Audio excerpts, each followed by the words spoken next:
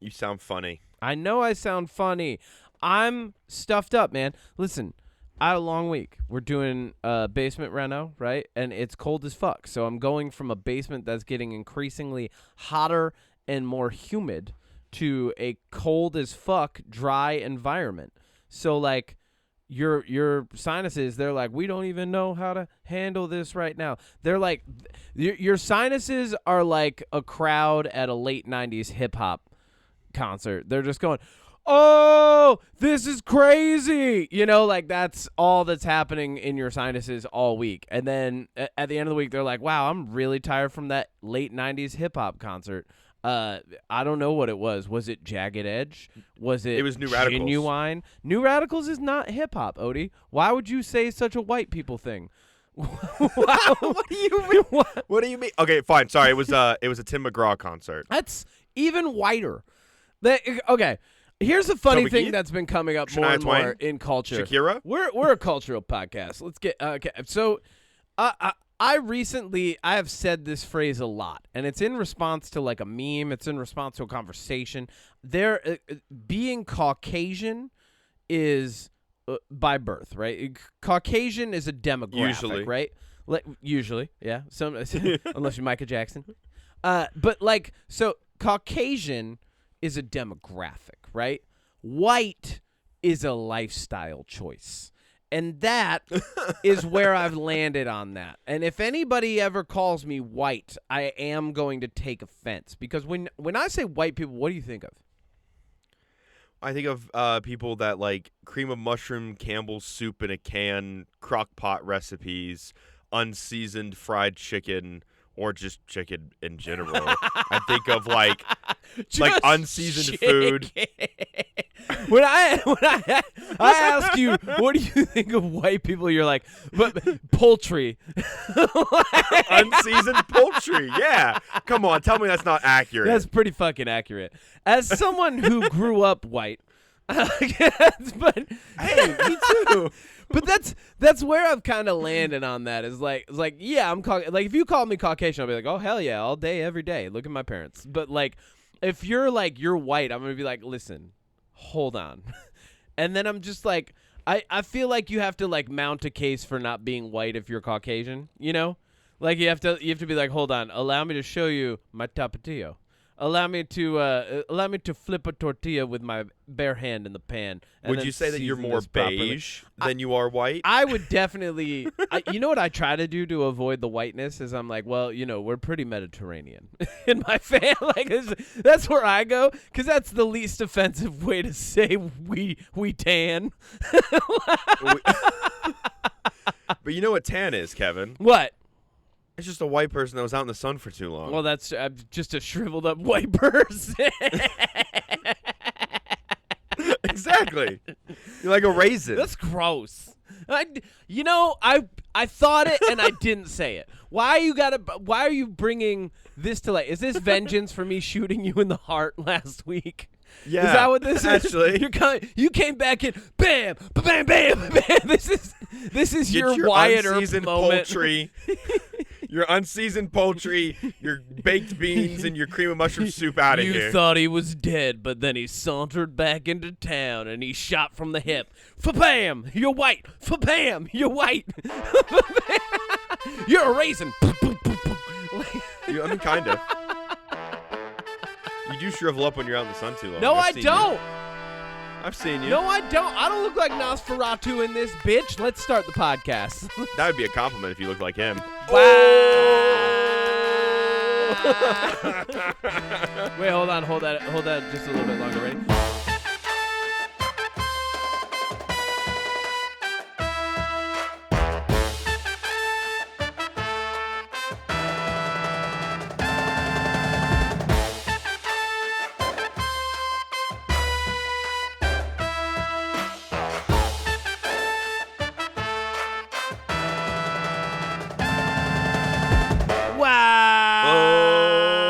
Welcome back to another episode of the UnPop Podcast. Bienvenido a un otro episodio del podcast UnPop.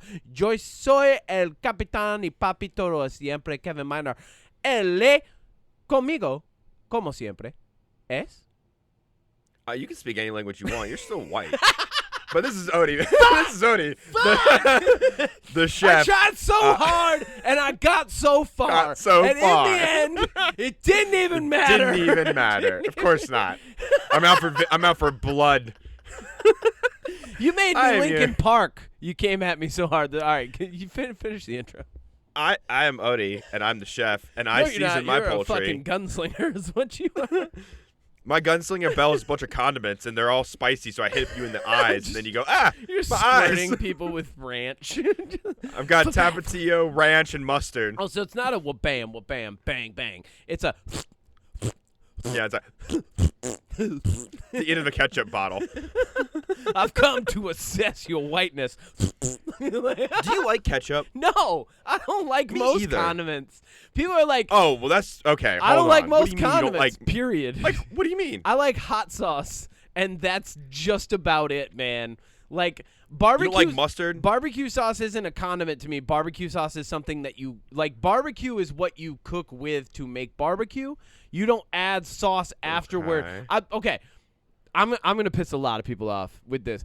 That's Condiments. good. This is gonna be Condiments great. are, for the most part, horrible. They ruin. If you are presenting me a meal and you go, and here is an assortment of condiments, what you have said to me is there's no flavor in this meal whatsoever. Make it whatever you want based on these pre-made, like, stupid fucking flavored things that I've put in front of you. Okay. Counter argument. Hit me. You make a delicious fried chicken sandwich or chicken strips, or you make smash burgers at home, and you use mayonnaise and Worcestershire and mustard and garlic and some seasonings to make like cane sauce or like smash sauce, like using condiments. Their powers combined, they can Power Ranger into the Zord of condiments that is a better condiment. Let me tell you something, Odie. If I'm making something, I have seasoned it and flavored it enough that it does that doesn't not mean that you need condiments. Condiments you can are an still season option, your food. and I think they lessen the quality of what should have been better food. So you think a plain cheeseburger is better than enhancing it with like ketchup and mustard? I'm telling you, if I've made a plain cheeseburger, that shit is flavorful without the condiments, and I don't like ketchup. Ketchup's just watery tomato paste and cornstarch and salt and sugar or whatever. It's just salt, sugar. Most condiments are like salt, sugar, water, vinegar, whatever, right? Like so you the don't like main mayonnaise? ingredients are just things. If I listed off the 4 main ingredients of any condiment, like to begin with, to you, and said, would you just put these on your thing? You'd be like, fuck no. But when they make up the condiment, all of a sudden people are like, oh, that's better, you know? And I'm like, yeah, because no, again, it's not. you have to No, combine it's not. stuff together. I use dry That's the whole seasonings point. when I cook things, and my shit is flavorful. I don't need condiments. And here's the thing. The only condiment, and I don't even think this is a condiment, but I think hot sauce, which a lot of people that's enhancing the flavor. If you season your food, it doesn't hot sauce. If I'm putting hot sauce Make on your something, food spicy. it's not because I think the thing is bad. It's because I want. Well, sometimes it's because I think the thing is bad. But if I made something and I'm adding hot sauce to it, I had that in my mind already. Like that's okay. And here's where hot sauce to me is an ingredient, not a condiment. I don't put hot sauce on a burger. I don't need to put hot sauce on a chicken sandwich. Hot sauce is inside my burrito, and that's an ingredient and not a condiment. Condiments go on top, ingredients go within. No, that is not how that works. Listen, at man, all. I would say work. that I'm ready That's to not die on this hill, but instead what I'm going to say is one of us is going to die on this hill. Do you really want to keep going? I mean, I don't know. It's not going to be me. Did you sign your? I almost said, did you sign your obituary? But that's what happens after you die. What's it called? Your will. Did you reach out of the grave and sign posthumously? You sign your photo? Signed? Did I sign my will and last testament? Is that what you're talking about? Yeah, that. Oh, it is. That's what I'm talking about. Fucking, let's just do the your obituary. No, I want to die on let's this hill. do the news. Are you sure? Hold on. Yeah, I'm sure it's news time. Yeah, baby. It's the UnPop News coming at you fresh and hot from the command deck of the SS Marlon Brando. Let's see what this week had in store. Odie Matthews, hit me with the news. All right. Noah Khan released a new single. I was like, this is your jam. What are you talking about? No, I'm doing it backwards. He released a new single called The Great Divide. Okay. This week. Cool. And he announced that his 4th album, which doesn't seem right. I feel like he's had more than that, but he's just had a lot of deluxe and stuff albums for Stick Season. He's the master of the re-release. Honestly, but I will say, like, at least he got, like, he did, like, extended versions of the songs and got, like, new artists to come on. He did and, Stick like, Season Stick version, and then Stick Season Season version, and then he did Stick Season X Stick X Season. And then he did 2 Stick, 2 Season. Stick Season, no season, just condiments. All Poultry. But his 4th album is coming out April 26th. Cool. And I thought that was worth putting in. That's good Talking news. about music and stuff. That's good news. Yeah, We I'm like actually super excited. like Noah I Con. thought you said we like condiments. We do like condiments. Condiments. Noah condiments? Yeah. Noah condiments. All right. Cool. What else? Okay. A little while ago, we talked about Gundam. We did. And I've said quite a bit on this podcast how much I want a live-action Gundam movie, right? And the rumor was that Sydney Sweeney was going to be in the Gundam movie. Okay. And now it's been confirmed nope. that Sydney Sweeney and Noah Centineo are going to be in the Gundam movie. A live-action Gundam movie from our favorite studio who never misses, Netflix. I'm ready to go home. I'm ready to go home. What the fuck, Netflix? I don't understand. This is their play to get... This is the theme. This is their play to get white people like this. Sydney Sweeney is the condiments of acting. That's a compliment. That's not fair. Sydney Sweeney is the watery the ranch steak sauce dressing. at Outback. Oh. I went totally different. Steak sauce? Because steak sauce is inherently the worst condiment to ever exist. Sydney Sweeney is Texas Roadhouse rolls. People show up and they're like, the rolls are pretty good. And it's like, everything here sucks. And they're like, yeah, but the rolls are pretty good. And you're like, you like them because they're curvy. That's the only thing you like about them.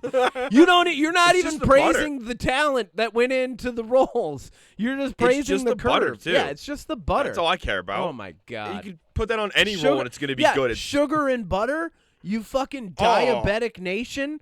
Anyway. And cinnamon? Oh, my God. Diabetic nation with a Sydney Sweeney addiction.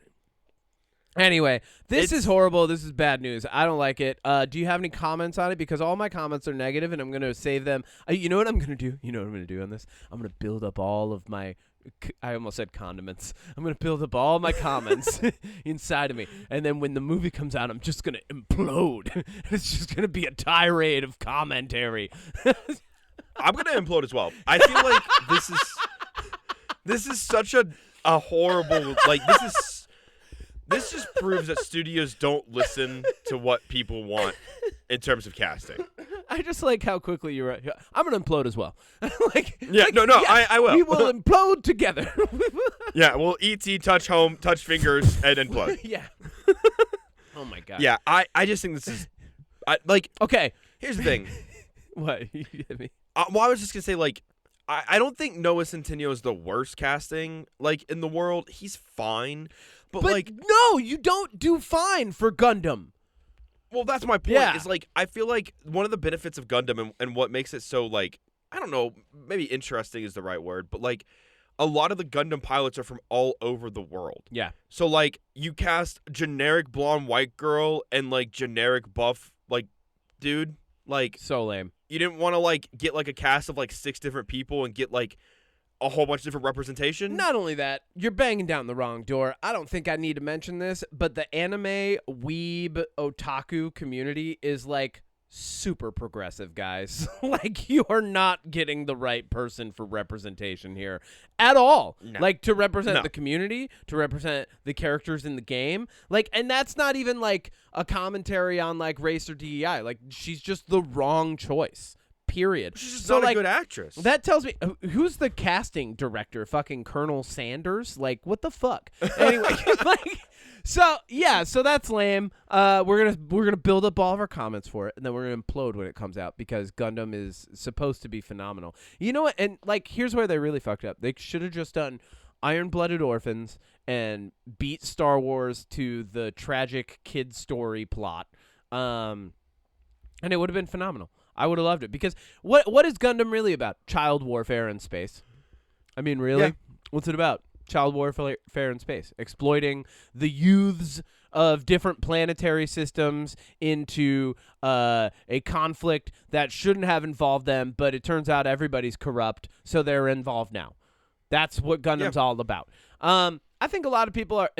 Here's the thing that I will say: this will bring in there will be a small group of people. I'm going to say it's small, but there will be a small group of people who come to this for Sydney Sweeney and stay for the sweet mechanized battles. So there's a little bit of conversion. I mean, I'm just there for the mechanized battles. But that's not what I wanted. Yeah. Yeah. Well, I don't think she can cut it in an action movie. Like, her acting chops just don't do it for me. You know what? We say this a lot when it comes to casting, like Chris Pratt and Mario or different things. Say it with me right on 3. It's 1, 2, 3. We don't need it. We don't need That's it. right. Next. Yeah. You know what? Here's what I think about Gundam. Yeah. Should have been an anime. Should have been an anime. Should have been an anime. Hey, Netflix, this should have been an anime. What are you doing? What are you doing? Speaking of should have been an anime. Okay. We're on a roll. Catherine O'Hare passed away, unfortunately. Who? Catherine O'Hare. How is that should have been an anime? Because she could have lived forever as an anime. Listen, Odie. You've lived life with me long enough to know that you can't do that without my brain now conjuring 18 different anime versions of Catherine O'Hare with protagonist hair. That you can't do that to me. Now I've got Catherine. Now her as the female lead in Nightmare Before Christmas, whose name I can't remember right now. Is it Cindy or Lucy? But she's Jack Skellington. She's anime. No, I said female lead. Her in Beetlejuice as the mom. That's anime now. Her in Schitt's Creek. That's anime now. Yep. All of it. It's all anime. Her in fucking Home Alone. That's anime now. Mm-hmm. Yep. You just named all the stuff I was gonna say that people would know all the big her ones. From. All the big ones. Yeah, all the big ones. She was also in the first season of Seth Rogen's The Studio on Apple TV. Yeah.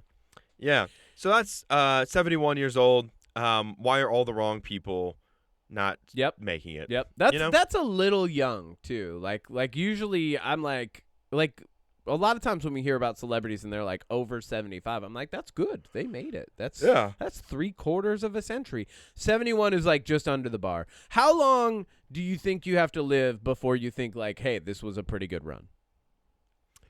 For you, I don't personally. know. I mean, I want to make it. I want to try to make it to like 90. 90? Yeah, why not? That's a long ass time. Yeah. 90 would be cool, but I feel like I'd settle for 80. You know what I mean? I'd settle for 80. Like, I feel like once I'm over 75, I'd just be like kind of looking around, like smirking, like, all right, okay, we're on a roll. We might make it now. I think 75 is pretty good. Everybody's going to be like, Kev, ever since you turned 75, you've just been looking around with this really weird grin. And I'm like, yeah, fucking well, my glasses don't work anymore and my teeth fell out. Well, death could be around any corner, guys. I'm just checking my shoulders, all right? You got my 6? All right. But yeah, what else? very, very sad. That is sad. And unfortunate. That is sad, and we're having a great time with it. Okay. Yes. Daredevil Season 2. We got a trailer. We did. What'd you think? I'm not sold. I'm not. Oh, really? It looks all right. I mean, the Daredevil trailers always outperform the season. I feel bad saying that, but like, since season 3, Daredevil trailers have been outperforming the season. Okay, I was gonna say because the first 2 seasons I would disagree with. Oh, okay, cool. Yeah. So we're on the same page. 3 and 4, or if you count Daredevil Born Again as season 4, that is season or whatever. 4, yeah. But it's so I'll believe it when I see it. Is my response to that. Well, we got Matthew Lillard is in the season. Yeah. We know Foggy's back. Yeah. Karen's back. Jessica Jones is there. Punisher's going to show up again. Yeah. I mean, I am cautiously optimistic. Do you think we'll get Iron Fist and Luke Cage showing up since Jessica Jones is there? I would love an Iron Fist recast. What? You don't want the guy who played Iron Fist? I would to come love back? an Iron Fist recast. Thank you. Who would you cast? Arnold Um, Schwarzenegger? no, actually, like if you're asking me on the cuff, my answer is in the form of a first step, and my first step would to be get.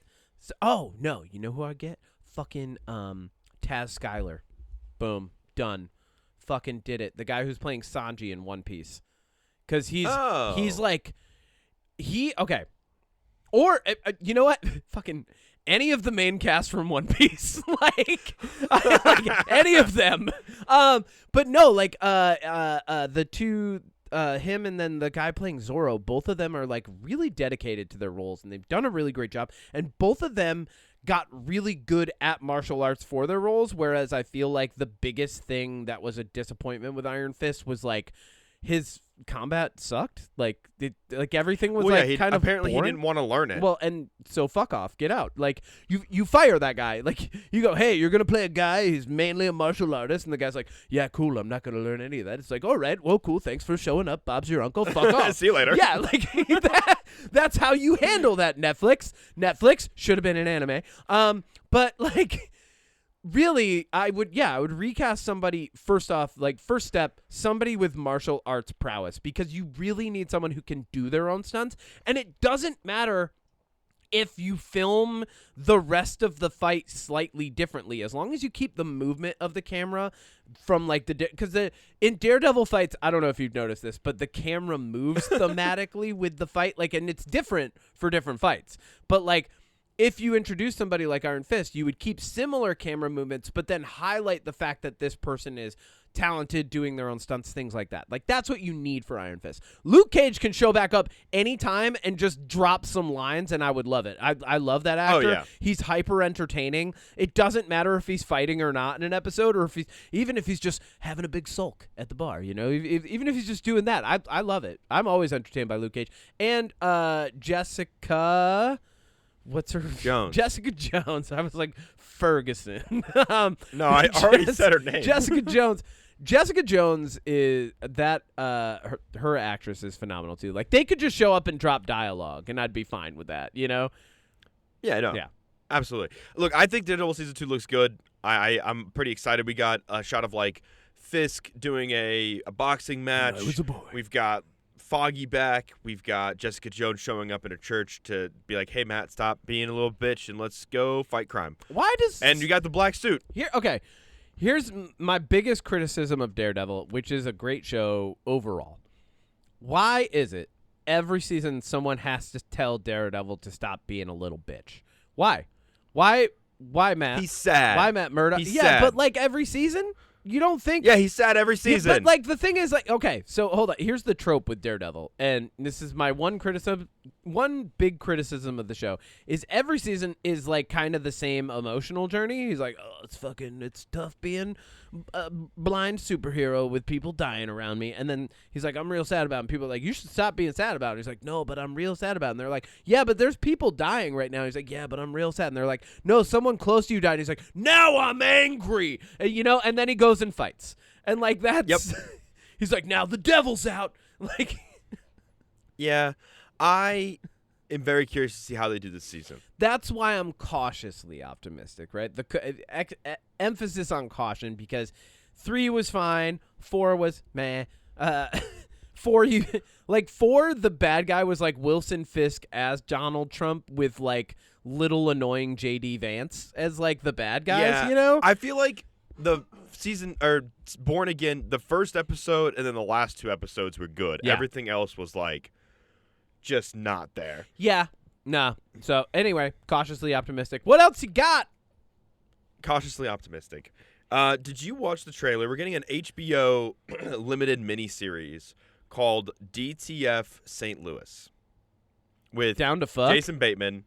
I sent you the link last night. It's Jason Bateman and David Harbour. Oh, I didn't watch it. I was so stuffed up. You can hear me now. I was so stuffed up last night. I wasn't watching anything. Well, now we can't talk about it. It's also got No, talk Linda about it. Cardellini, Richard Jenkins. Yep. And it is about Describe it to me and describe basically- it to the fans.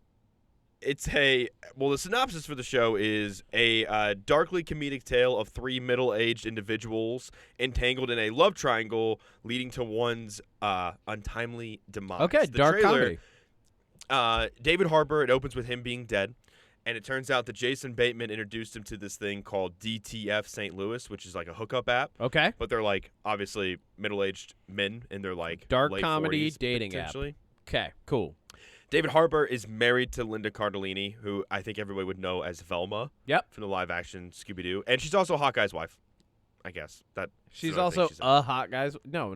She's Velma. No, she's Hawkeye's wife I thought you in said Marvel. she's a hot guy's wife. I mean, maybe. She's also I a don't know, she hot might be guy's married. wife. I don't know if you know this. Yeah, both of those things are That's true. like a Family Feud moment, you know? Like, Steve Harvey's like, Linda Cardellini. Someone's like, hot guy's wife. Hot guy's wife. He's like, show me Hawkeye's wife. Ding. One person. Me. But basically, it kind of like is this like murder mystery. What's going on? Jason Bateman seems to be like in love with David Harbour's wife. They might have a fling kind of thing. Okay. Like his relationship is distant. He's using this app to try to hook up with people. It looks very interesting. Cool. I definitely encourage people to check out the trailer. It's on HBO. It looks like it's gonna be a funny, like, it's Jason Bateman and David Harbour, who are both already kind of funny, and I love Jason Bateman, so I think it looks good. I'm excited. Here's what I'll say about the show. Based on past precedent of what's been happening with HBO shows, we're going to see David Harbour or Jason Bateman's dong on the show for sure. Because they're HBO, I don't know if you've noticed, but there's like been a... I've noticed. That the HBO since Game of Thrones has been increasing the dong on-screen ratio. Or as Dong I and like butts, to call baby. DOS. They've been Dong on upping screen. they've been upping their DOS for shows. Like dong on screen per show has gone up from 0 to like 1.1, which is a 110% increase. And we'll see how far they can push it before fragile masculinity comes to the table and says no more. Anyway, it does sound good. Lots of butts. What's Lots of butts and dongs on HBO. Lots of hot guys' wives on HBO. hot guys' wives. Speaking of hot guys' wives, Your favorite franchise guys' is my last piece of news, Kevin, and I saved the best for last. I think that's the just only for you. time I've ever tried to segue for you. Yeah, it didn't work. Let me do the segues. Speaking of segues, I saved the final piece of news, and it has to do with moving fast and being furious. Okay. We got confirmation. There's hot guys' wives in that, okay? So The you gotta give me final- some credit on this. The final Fast and Furious movie, titled, are you ready for this? Yes. No. Fast. Wait, hold on. Okay, now I'm ready. Okay. It's called Fast Forever, is coming out March 17th, 2028. And I know you just can't contain your excitement for the 6-year gap between Fast X and this one, where Jason Momoa killed all the family. I can't believe it took that long for a dam to explode. Like, It's been dude, everybody's 6 years older. That's crazy. like the movie just picks up and you can just see the bad de-aging AI doing its work on Vin Diesel as he like uses a walker to get away from this. Oh my God, he has a Paul Walker. walker named Paul.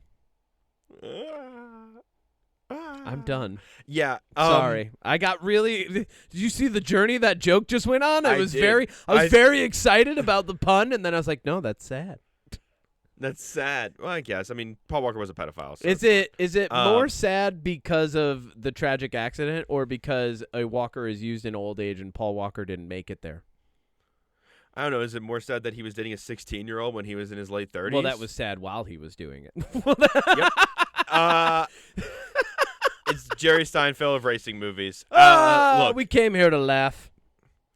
I think this is so funny. I cannot wait to watch this movie. Yeah. Because, for one, I remember when Fast X came out, there was this whole thing where Vin Diesel was like, I edited the script for Fast 10 and Fast 11, and the studio just had one note. Amazing. And we're going to film these back to back. They won't even want to do a third movie. And then it's like the original release date came and went. The new release date came and went. The third release date came and went. And now they're like, well, 2028. Ooh. Ooh. I think it's time to bring back the Vin Diesel ooh. When he's just people grabbing forgot about that. We random need to make sure they're reminded. Random people on set and being like, how's this movie going to be? And they're like, it's going to be pretty good. And he's like, oh. Like, yeah. I'm so curious because they said that they're trying to bring it back to its roots. Yeah. Which is like street racing. But the last one ended with a dam exploding and The Rock going and being like, I'm back, baby. They're going to be like a mile away from the dam, and it's going to be Jason Momoa with like a little bit of Lobo makeup still on his cheek, and Vin Diesel's just going to be like, let's settle this like real men. Pink slips.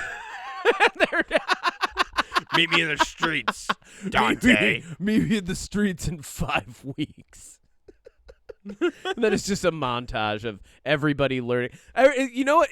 Actually, hold on. This would be a great plot for Fast Forever.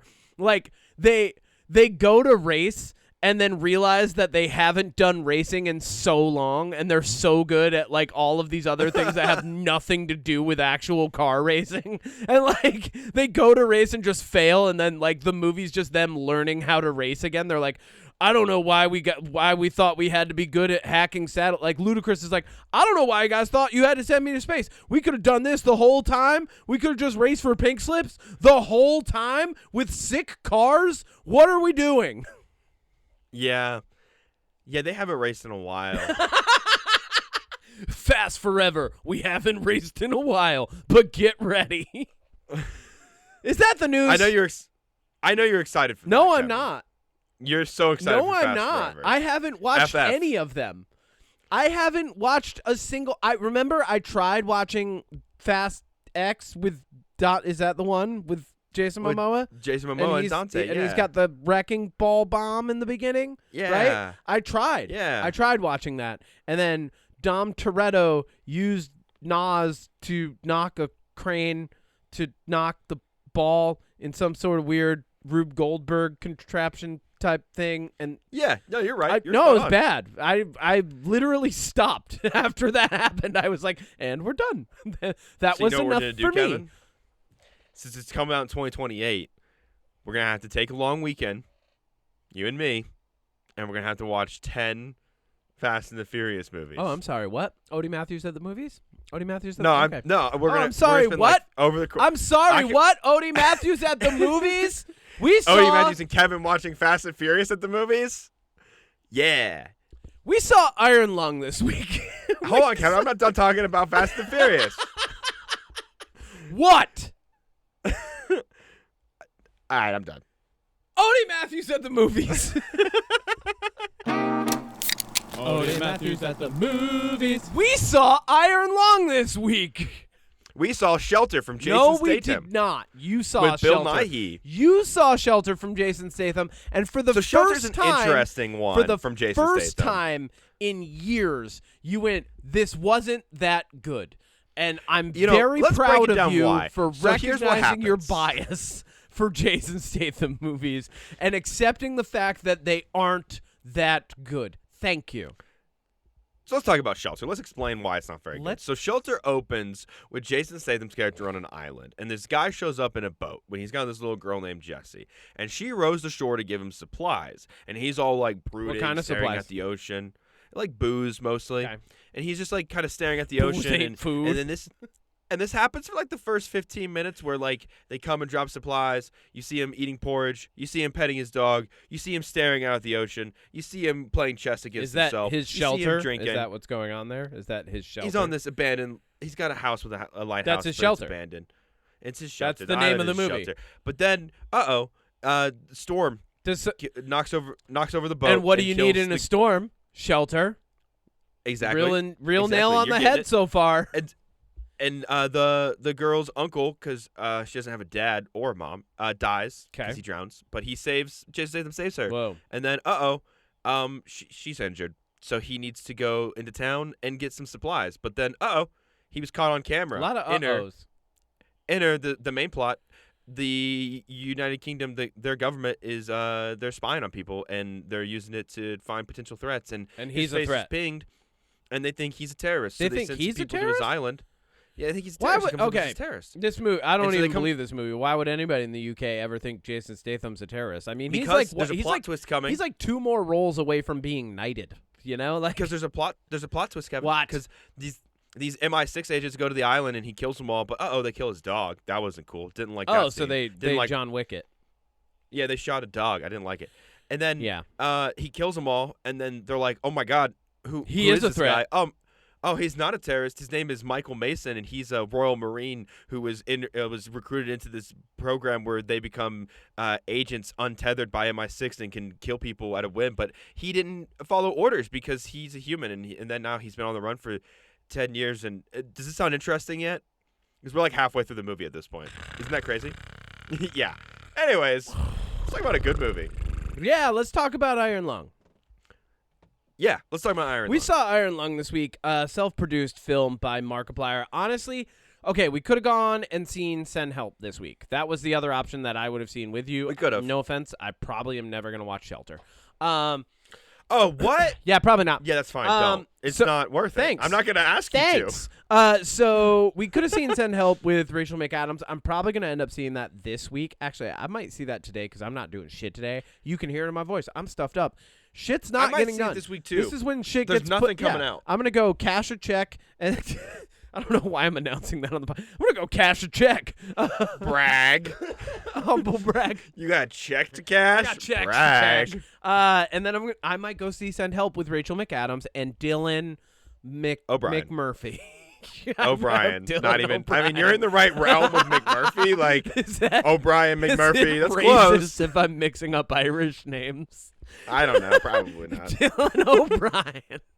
Not There you go. I'm gonna call him Dylan McMurphy. So we could go see that. I might go see that movie, but we opted because the release date was this week. It's a self-funded video game adaptation by famous YouTuber Markiplier. Now, that being said, every single person who is reviewing this movie is putting the umbrella over it that it is a YouTuber making a foyer into film rather than addressing it for what it is. It's a person who is passionate about a video game making an adaptation. And, like, yeah, cool. If you want to understand the YouTuber making a foyer into film, like, it's happened a lot, and that's a completely separate topic. I think we will do this film a much better favor by addressing it as this is Mark Fischbach, which is actually his name. That's what he's credited as. Mark Fischbach. He's German and Korean, actually, right? Like, really, great hair. Mark Fischbach is making this adaptation of David. What's his last name? Szowski? Schwimmer. No, David Szowski. I've got it up. Anyway, Sinkowski. I'm losing it. It's gone. Anyway, Mark Fischbach, as a person who is interested in doing film, right? Like you are, Yeah. Odie. I feel like, Odie, if you made a movie, would you like it if everybody was like, YouTuber Odie Matthews? Or would you want them to be like, Odie Matthews? Whichever one will get more people to go see it. Probably YouTuber thing then. Yeah. All right. I mean, at that point, like, I would want people to go see it so I can make the money back and then make more movies, and then eventually the YouTuber part would get dropped. Yeah. Well, okay, so Markiplier is his YouTube name. Mark Fischbach is his real name, and he made this movie. It's completely self-funded. David Szymanski. I was close. I'm just messing up names today.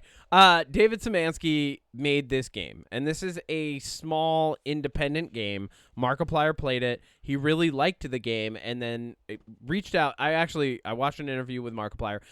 Here's the funny thing, like, when they ask him, like, how this came about, he's like, yeah, I messaged him and asked if I could make a movie about it, and there wasn't a lot of extra fanfare. He just kind of gave me his blessing, and I took that and ran. Which is cool. A couple things that I think people should know about this film that make it interesting and worth your watch before even hearing our review on it. Troy Baker, famous video game voice actor, is in this, and so is Carolyn Kaplan, who is in the 2016 series Divorce, and a couple other notable projects. But there's a very small cast, and it's a very contained story. It feels very low concept until you get to the climax of the film, which I think makes it a standout film for its uniqueness alone. Yeah. So that's what I got. Odie, you said you really like this movie, and I have a multitude of thoughts about it because I've had 2 days to think about it now. I would like you to take over the conversation and kind of like talk about the movie itself, and then we can get into the more broader topic and, go through spoilers and stuff after that. Well, I don't know. I just think that overall, like, for somebody that, did a lot of Let's Plays on YouTube, and Markiplier's been involved with, like, short films and stuff. Yep. I think that on the whole, he has definitely shown that he knows how to make a movie, because there wasn't ever a point during this movie where I was like, oh, this is not a movie. Like, it never didn't look like one. Yeah. It never didn't feel like one. I would say you get movies that get big budgets, like Return to Silent Hill. I don't know if you've seen the photo, but, like, the photo of the fake beard in that movie. It looks bad. Have you seen that? So there was never a point where things looked cheap, or like an easier route was taken because they couldn't afford it, or like it feels like he knew where to spend the budget. Yeah. Like, even the couple of shots outside the submarine that are more like CGI or like effects heavy, Yep. I thought looked really good. And I think it's because they didn't, they were very quick scenes, so they were able to spend a little bit more to make those like 30-second moments look good. Yeah, there definitely there was a consciousness and a wisdom of how much they could show as far as the big effects goes that you don't see in a lot of blockbusters. A lot of blockbusters are like they'll sacrifice quality to get the quantity of effects that they want, which oftentimes results in like horrendous critiques of them. Captain America: Brave New Bird. But this movie, for being self-funded, and it's not just him, but like ultimately he was the writer alongside David Szymanski, who wrote the source material for this. He was the director. He's the star of the film.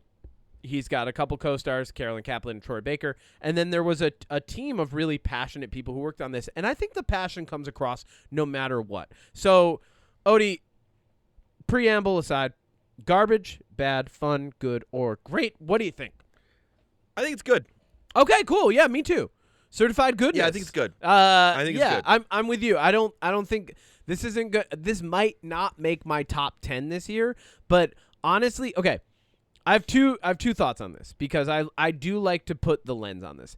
For independent films, this might be the best independent film I've seen in years. Period. Yeah. Yeah. Yeah. As far as cinematic releases go, that brings it down on the scale. But ultimately, like, if this maybe had a bigger budget and like maybe had a writer team and developed it out a little more, there are some issues that I have with like the writing, the way things were presented, how much mystery was kept, how much was developed, and so on and so forth. But in watching a couple interviews with Markiplier, I've learned that some of those like criticisms that I have actually they fall a little bit flat because David Szymanski, when Markiplier first asked him about this this movie plot, was like, oh, I actually hadn't developed out the lore very much. He's like, I just thought this was cool, and it was a cool game that I wanted to make, and this is what it looks like. To let anybody know, the plot of Iron Lung, the game, is you are an unnamed convict dropped down in a submarine into an ocean of blood in a universe where a thing called the Quiet Rapture has gobbled up all of the stars and planets, and all that's left are space stations. All the inhabitable All planets. the inhabitable planets have been they're gone. Like, they just vanished, right? No explanation. But on a moon called, like, I think it's called, like, Alpha 5 or something like that, an ocean of blood has appeared, and humans, and they don't explain this in the game or the movie, have decided that there might be resources there. and, Yeah. and so they are sending convicts down with our now dwindling and limited population into this ocean of blood to search for whatever those resources are. They never explain it, which I think is like my first issue with the film, because that's like very Avatar. It's like, it's unobtainium. What does it do? Fucking everything you want ever. And it's like, but what specifically? They're like, everything. And it's like, are you gonna get it? No. But And then it's whale grease. yeah, but whatever. So, quick rundown of the plot of this movie. It's the same thing as the game. Markiplier is an unnamed convict. He even gets called convict. He's dropped down in an ocean of blood. He has to use because of pressure, the window is closed off, so he can't even see out the front of the submarine. He has to use sensors and what we learn is an X-ray photo system to figure out where he is and what's going on around him. Yeah. And now you talk. Oh, sorry. I thought you were going to keep going about the plot because I was like, there's more coming. I think that's as far as you can get in the plot. Without doing spoilers, you go, but something's amiss in this ocean of blood. You know? Well, okay, so I did some research on the game and Same. the world and stuff, and I find it interesting that the phrasing is this sea of blood just appeared after the quiet rapture. Because then you're And like, so- is it everybody's blood? That's kind of the vibe that I get, Yeah. right? I one of the things that I like about this story is it's kind of it's got like this feeling of, you know, when humans would steal fire for the gods, that story. Prometheus. Yeah, like he'd steal fire for the gods to try to please them. That's Prometheus. Kind of thing. I feel like that's kind of a little bit in this movie. I feel like Okay. they mentioned like gods, and they mentioned wanting to know what's like down in this ocean of blood. Okay. And there's even a line at the beginning where, you know, he's like, "Am I the first?" And they're like, "Yeah, you're definitely the first one we've done this to." Yeah, they're Don't like, worry. this is the test. Yeah, and it's like, probably not, right? Like you kind of get the feeling there's definitely been other people that have gone down there so far. Yeah. And I think it's like chasing this idea that sacrificing and chasing a pipe dream because all hope is lost. Yeah. Like, imagine if someone was like, "Hey, go into a sea of blood and look for resources to save humanity." You'd be like, "What? Yeah. Did you just say to me?" Like, that makes no sense. Yeah. Yeah, I don't think there's nothing else. We can just do spoilers now, right? Like we kind of gave the preamble. I would say go see it. Like that's the last thing that I would say. so. Anybody listening to this, go see it while it's in theaters. I think it's worth it to see it in theaters. There's a really great intro in this movie. Like the intro had me really hooked. is. I was like, "Whoa, okay, let's go. Let's get ready for this ride." Spoiler alert, 40 minutes later, I was like, this has been a ride for sure. But the intro hooked me. It's really good. Yeah, it's all mystery. It's very like cosmic in it, cosmic, but then also claustrophobic in its horror. Yes. And I think everybody does a good job. I think Markiplier is a good actor. I think he did a good job writing and directing an independent film here. And yeah, so overall, like, good time. Getting into spoilers, some things that I really liked about this movie were, although they were brief, I really enjoyed Carolyn Kaplan and Troy Baker's parts in this movie. They were very committed to the roles. Because a lot of his interaction is via intercom. He's like contained. Mm-hmm. It's like a one man, one room type plot, right? Which for some people might not be a thing that they enjoy, but ultimately, like he's talking to them over an intercom, and he only really gets brought back up once. But that interaction, like the tension's there, they're acting. She's got like a weird scar on her face. That was kind of cool. Yeah. He hits them with like gamma radiation, and like that's kind of fucked up, but he didn't know. So like there's a lot going on there, and then he gets dropped back in, and you're back into the ocean of blood, and we're back into the one man, one room, and just an intercom type thing. But I thought their performances were really good. I think the cinematography in this film is phenomenal. Like there was I a agree. lot of attention paid, because like when you have a contained story like this, there's so many ways that it could go wrong, and one way is doing long, sustained, boring shots that don't like give you something mentally to play with. And even just from the get-go, when they do like the upside down pan over to Markiplier, and then some of the shots at like the terminal, like just the angles that they picked, it keeps your eyes and your mind interested in a space that otherwise could become very stale. Well, they also do a really good job of like with some of the angles of leaving the dark space behind him, Oh, yeah. just like lit a little bit, because there are some like psychological what's going on, is anything in there with him kind of elements, Yeah. and leaving the way they like did the spacing and in the foreground. I think they did a really good job of like adding a little bit of tension. Yep. That way, like when he has to crawl in the underspace to like restart the engine, Yep. like that. Like they did a really good job of making it feel claustrophobic and adding the tension with those angles. One of my favorite So, things is like I love the scenes where he has to use the flash from the photos appearing on the screen to see at all, and like so you're just getting the flashes of light. Another thing that I really liked about this movie, and it did come across, is and I also really enjoyed this about the interview. Markiplier said, Mark Fishbach. I'm going to call him Mark Fishbach because I think that's a cool last name. Mark Fishbach said that he was heavily influenced by Event Horizon in making this. That makes total sense. Yeah, and I was like, oh, okay, cool. He's like, and he even like, we've had our horror movie, our sci-fi movie episode. I love Event Horizon, so I'm on board with this guy 100%. Like, it's such an underrated film, and it was like so ahead of its time, and it's phenomenal. So there's a lot of Event Horizon feel to this. But that aside, he does, like, you can tell you can tell this movie was made by gamers just from like camera angles, some of the sound design, like the way that they're playing with the foreground, like you were saying. And those are the things that I think stood out the strongest about the movie. I also like that instead of keeping it like very linear with the exploration, we get a couple of different like montages of him mapping it out. And so then you skip the part of him going, oh, that's what's here, which would have been boring as fuck, right?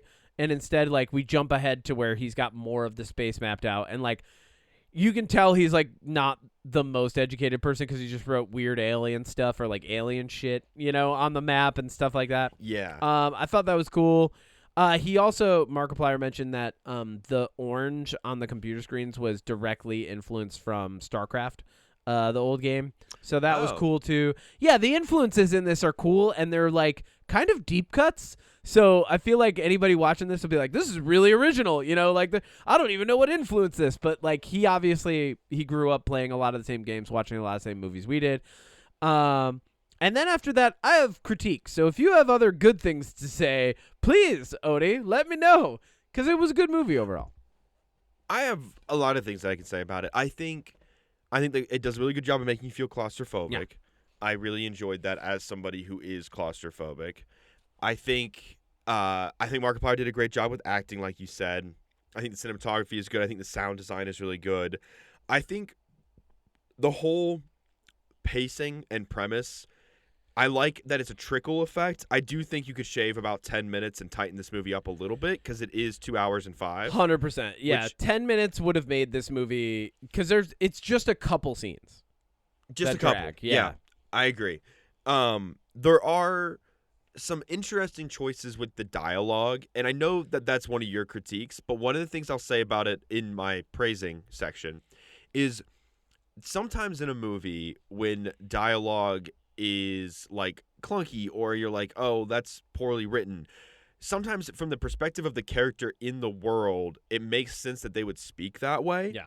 And I think some of the interactions that this convict has with the people on the intercom feel like real conversations somebody would have in that scenario. Yes. If all inhabitable life on planets disappeared, he was kind of taking the blame for a space station exploding and now is forced to like, be welded in his coffin essentially. Yeah. Like there are a couple things like that. I don't think that excuses necessarily like the poor writing, because I don't think that's the intention. Yeah. I think it just happens to play out that way Yeah. for me. Like I don't think they intentionally wrote it to be like, well, this is how this person would speak. I think it is just kind of written poorly, but it just happens to work in some ways. I think that comes down to, and this is one of my criticisms, but before we get into that, you reminded me. One thing, I think the payoff is really good, because the payoff comes close to the climax of the film. It's like right before it. There's this it's right before what I guess would be the third act. This movie kind of has 2, not 3, but there's this big moment where like all of a sudden like there's a crack in the glass of the submarine, and it like splits open, and the ocean of blood's flying by, and also like some weird cosmic shit, and like there's this orb that he's been drawn toward, and a voice that's been talking to him, and then all of a sudden all the eldritch shit hits, and that was a good moment for me. All of a sudden I was back in. I was like, whoa, wait, what's going on? We got eldritch horror. This is Lovecraftian. Cool, right? Which it kind of felt Lovecraftian from the beginning, like, gods of the deep, slumbering gods, things like that. But like, that scene was masterfully done. Like you said, they knew where to spend their FX budget, and it paid off. I loved everything about that scene in particular. And especially the revelation of like this weird, like otherworldly, other dimensional entity kind of looking at him. Maybe that's what's like providing the voice that led him to the light to begin with. Maybe it's trying to push him away and say, get out of here. Who knows? It kind of reminds me of an anglerfish. A little bit.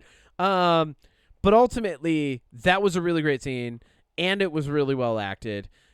Now, that being said, my biggest critique of this entire thing is I literally, after everything was over, went, actually, hold on, one more compliment, and we should talk about this, because we did talk about this last night. They do a couple really good shots where there are scenes where there are quick transitions, and it feels like there are 2 Mark Fishbox in the scene, right? Yeah. In the beginning, it's just him, and then as the camera transitions, you kind of get like the feeling that he is also like there's 2 versions of him in the sub. Which at first I was like, oh, are we going this way? Is there 2 personalities? Like it started making me like ask questions and like try to puzzle it out.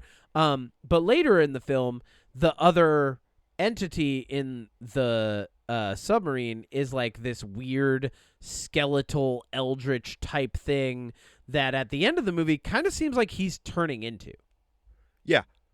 And so I agree. Because there's a moment where towards the end, where he like gets stuck on a pipe, and you see like these like weird like vines and like ooze and veins. They're like veins or veins roots. Yeah, stuff. they're like growing into him, and like he's got all these like, as the movie progresses, he gets more and more like scarred up and like bloody. Yeah, he goes from like I've never really this is something I didn't think about until we started talking about it, but in the same way that like Ready or Not, where she starts off in like a pristine wedding dress and her outfit slowly becomes more torn and tethered and like worn and bloodied, and like as she goes through like this journey, her like outfit kind of resembles that. Yeah. His outfit's kind of the same, because he starts with like his hood up, wearing this like really kind of like like Mad Max Duster style outfit, and then as it goes, like he's shedding stuff. He starts out as such like, okay. First off, amazing hood. That first image, that visual from behind with the hood felt so video game to me. Absolutely. I was like, this is definitely a love letter to a moment in the video game. Like the patchwork clothing where like someone put effort into stitching up like a 5x7x6 piece of cloth to another like 2x5x2 piece of cloth. Like, oh yeah, that is so video game. I want to meet the person who in the future has decided just scraps for clothes. Like whoever that is, like there's a tailor somewhere in the dystopian future that's just like, and all clothes will be one. But like I love that shot. And it does. He gets like more beat up. All of a sudden he's got bandages on him. At the end of the film, he's taking off the bandages and revealing like these weird pustules and cuts and stuff. And I asked you, and we kind of agreed on this. We think that he is seeing, because he starts like it's like a jump scare when the other thing is in there with him. We think he's seeing a future version of himself, right? Yeah, we agree I on think that? so too. Okay, Yeah, I think so. I think so too. Ultimately, and this is my biggest criticism, you never figure that the fuck out because the movie doesn't answer shit. The movie answers very, very little. Apparently, there's a group called Eden, and they're either eco-terrorists or eco-defenders, but like they never get we don't get enough background story to figure out what. We just know that there was like a massacre on a space station, and Markiplier might have wanted to stop it, or Simon, his character's name's Simon. Simon might have wanted to stop it, but like maybe didn't. But like you never like all of the questions that the movie throws at you never get completely answered. And you said you liked that. Yeah, I think there's something to like. I feel like with this idea of a quiet rapture and the sea of blood, I feel like it leaves enough room where you can come up with your own ideas. Because here's the way I looked at it. I think the sea of blood appeared after the quiet rapture. Yeah. And whatever that entity is some kind of supernatural cosmic being that, in my opinion, probably had something to do with the quiet rapture. And that's it. Like, I feel like you could even stop there and just be like, and now we're on that planet exploring in a submarine, and that's it. Like, yes, why we're there, if it matters, if there's anything there, if the resources or the samples of these creatures would actually save anything, it realistically wouldn't. If there's no inhabitable planets, it doesn't matter. Yeah. And so, like, it's kind of like chasing your own tail in a lot of ways. Yeah. It's like you're never going to get it. So, like, just enjoy the ride a lot of the time, you know? Yeah, I mean, I think but, like, if part of the purpose of the movie is him, like, so the modus operandi of the movie, the MacGuffin, if you may, is that he is looking for something, right? But they never even define what that something is. So, like, I left the movie kind of going like, what did they originally send him out? Was he looking for that thing? Like, were they just throwing him in there and seeing if he found anything? Was he looking for the other submarine that he found? Like, what is like, because you never get enough to piece anything readily together. Like, everything is just tenuous enough that you can't create a consistent thread anywhere. And I guess that's the criticism, really. And that comes down to writing and directing, unfortunately. Mark Fishbach is also the writer and director for this film. So I think really good job acting, really good job putting together an independent film. Insofar as telling a story, though, where I leave feeling like something was cohesive, and I just mean anything. Like, I don't feel like anything was properly cohesive in this. No, it did not. It's still entertaining. It's still good, and I would tell people to go watch it. I'm going to tell people to go watch it. But I'm also, like, if they go, hey, do you understand what happened with that movie? And I asked, like, a group of strangers who were also in the theater with myself and my friend's wife, Kira. We all, like, I asked them afterward, I was like, did you guys understand the ending? And they're like, no. And I was like, oh, good, great. Like, me fucking neither, man. Yeah, I don't know. I feel like it's just one of those things that's, like, left really up to interpretation.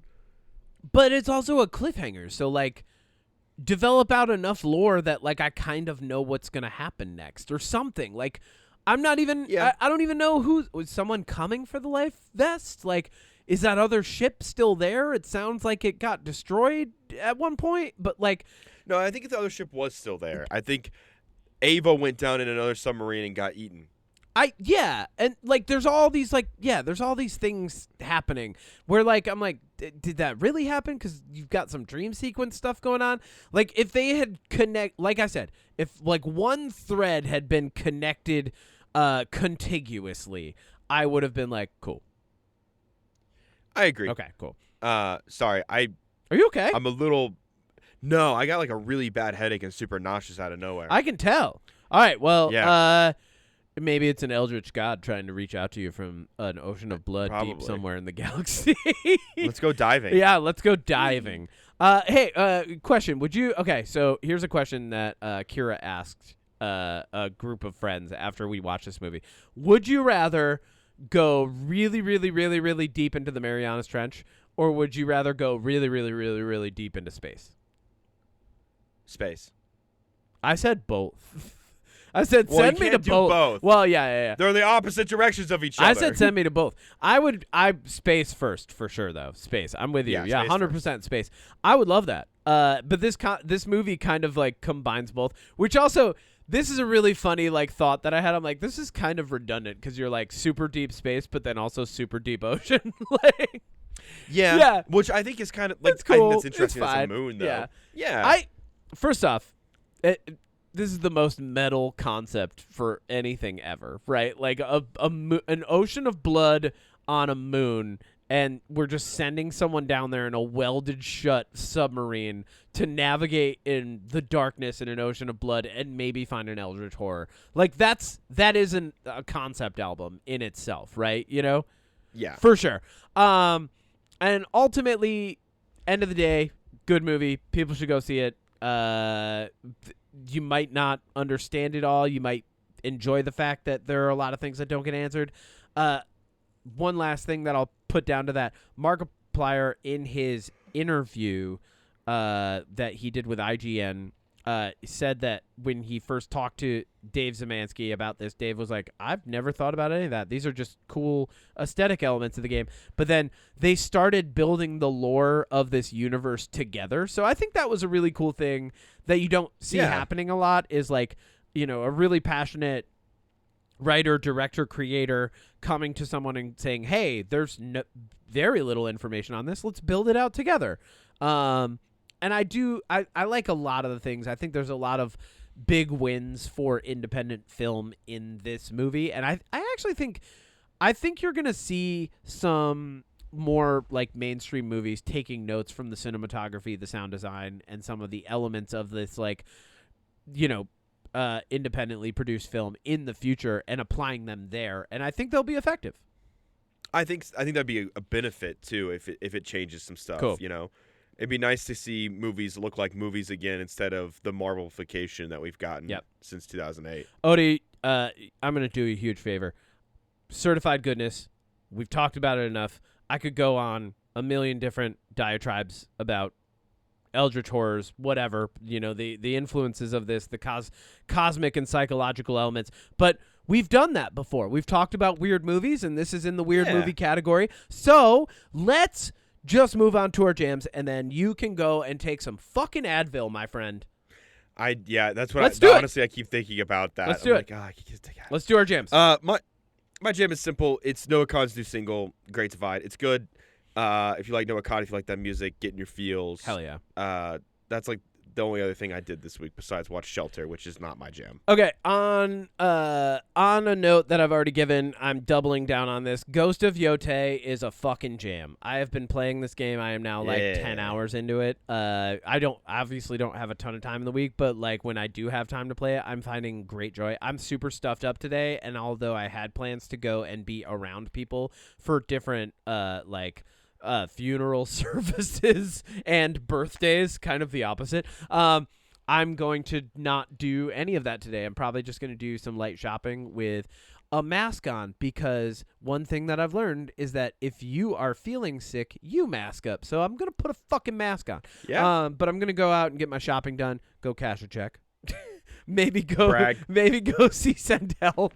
But I'm also going to play some Ghost of Yote. That game is phenomenal. It's the first type of game like this that I've ever played. It's super cinematic, and like every mission just has like really beautiful cinematic elements to it, and you're learning different fighting styles, and like it rewards you not for button mashing but for hitting buttons only at the right time. Like the best playthrough of this game is hitting things at the right time, and I love that. It feels rewarding. It feels like I'm participating. Two other jams. Maddie Matheson has a new season of his cooking show on Netflix. Go watch it. He's one of the funniest people on the fucking planet. It's pure joy. He's just great, and he's cooking up some great food. You might even get some good influence for recipes that don't require condiments from it. And then last... Is it unseasoned chicken? It's not. He's Hispanic. Yeah. Maddie Matheson. And then my final jam this week is that Jordan Ward wonderful R&B artist, hip hop R&B, kind of like modern neo soul hip hop R&B. I know I'm throwing a lot of stuff out there now. Released his second album, Backward. His first one was called Forward. The second one's called Backward. There's a theme. His name's Jordan Ward. There's a whole thing going on. It's very nail on the head, but like it's actually, I love it. I think it's creative and fun. Lido, my favorite producer. I'm actually going to say Lido's probably my favorite producer ever at this point. Is the main producer on this album, did like almost all of the production elements with Jordan Ward. Also a passion project. Also phenomenal. Highly recommend. Go jam it out. He's got a song. It starts out with this beautiful song called Stranger, and then it goes into one of the first singles off the album called Smoking Patna. I highly recommend just jamming out this album. It's such a good vibe. It's really low-key. I'll probably be playing it while I meal prep later.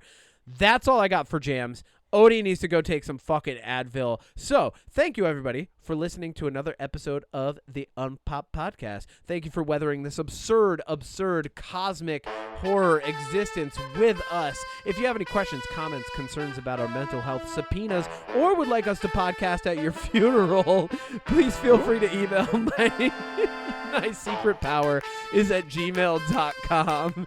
Art by FrankAce. Music by moi. See you all in that beautiful, beautiful ocean of blood. Goodbye, everybody.